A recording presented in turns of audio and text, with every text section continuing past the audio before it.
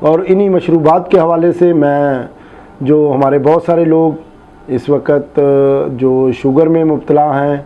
جو کہ diabetic patient ہیں، کیا وہ روزہ رکھ سکتے ہیں یا نہیں رکھ سکتے، بہت ساری باتیں ہیں اس میں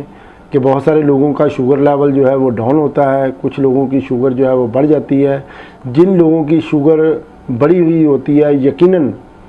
رمضان المبارک میں اگر وہ لوگ روزہ رکھتے ہیں تو ان کی شوگر لیول جو ہے وہ لو ہوگا، اس سے ان کو فائدہ ہی ہوگا۔ اگر انہوں نے سحری میں کچھ میٹھا لے لیا لائک کھجور وغیرہ، یہ نہیں کہ آپ شوگر استعمال کر رہے ہیں تو آپ کہیں جی اس سے بھی میری شوگر جو ہے نا وہ مینٹین رہے گی، نہیں، نیچرل سورس ہو،